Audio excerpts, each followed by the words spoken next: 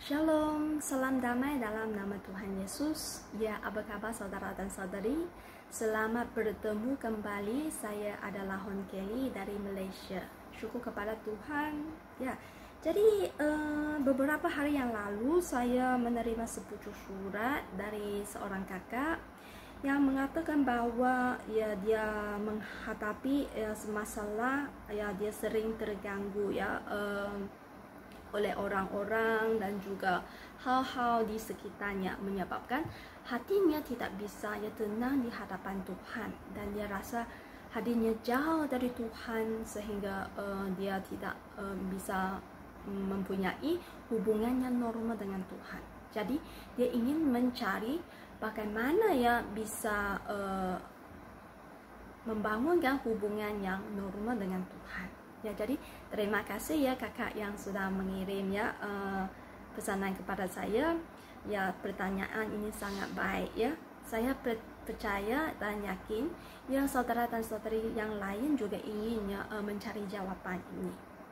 Jadi ya marilah kita sama-sama membaca firman Tuhan supaya kita bisa mencari jalan penerapannya di sini.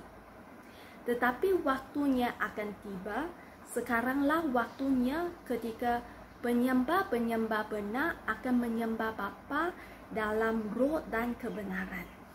Karena Bapa mencari penyembah yang seperti itu, yang tercatat dalam Yohanes. Ya, jadi saudara dan saudari, ya kita lihat ya, dari firman Tuhan ini kita bisa memahami langkah yang paling utama bagi kita adalah kita haruslah kita berdoa dengan segenap hati kepada Tuhan. Ya, jadi ini adalah satu pelajaran yang sangat penting ya. Ada langkah yang paling utama bagi kita masuk ke dalam pelajaran ini secepat mungkin. Agar sebab kita sering diganggu oleh hal-hal dan orang-orang di luar kita yang menyebabkan hati kita tidak bisa tenang di hadapan Tuhan, dan tidak kita juga dituntun hati kita ada posisi Tuhan ya. Jadi kita haruslah berdoa supaya kita mendapatkan pencerahan atau Tuhan yang menyentuhkan hati kita supaya kita bisa memahami firman Tuhan atau kehendak Tuhan ya. Jadi jadi apabila kita bagaimana kita terapkannya waktu kita mengalami terganggu oleh orang-orang yang lain. Jadi kita bisa berdoa seperti ini Tuhan, semua orang semua yang turun atasku hari ini memiliki izin dari takhta-Mu, dan pasti ada pelajaran yang harus aku pelajari. Kiranya Engkau menjaga dan melindungi hatiku bisa tenang di hadapan-Mu bisa tetap tenang di hadapan-Mu dan tidak terganggu dan juga kadang-kadang kita melaksanakan tugas hati kita terikat dengan kedagingan kita tidak bisa tenangkan hati dan tidak bisa melepaskan hal-hal di rumah. Jadi waktu itu kita bisa berdoa seperti ini ya Tuhan, aku melihat tingkat pertumbuhanku sangat kecil, dan aku selalu hidup dalam ikatan kedagingan sehingga tidak bisa menenangkan diri di hadapan-Mu, dan aku rela menyerahkan kesulitan ini ke dalam tangan-Mu. Tolong bimbing aku dan beri iman dan kekuatan sehingga hati aku tidak terganggu, sehingga aku dapat melaksanakan tugas dengan baik.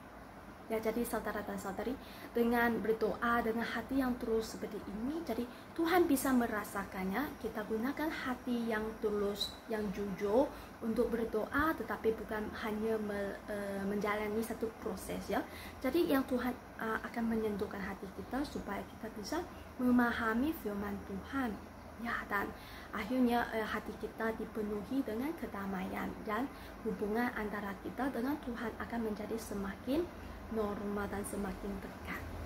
Jadi saudara dan saudari, mungkin kita pernah dengan cara-cara ini, tapi mungkin disebabkan ada kedagingan atau watak dosa kita Jadi saya ingin sama-sama kongsikannya dengan saudara dan saudari yang firman Tuhan ini ya.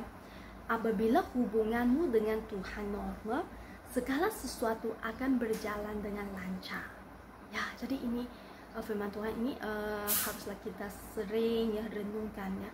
Kita menjalinkan hubungan yang baik dengan Tuhan. Jadi segala sesuatu ya yang kita hadapi akan menjadi semakin lancar. Ya, jadi ya saudara dan saudari, marilah kita terapkan setiap hari dan kita akan melihat efeknya ya pada akhirnya. Ya, jadi syukur kepada Tuhan ya.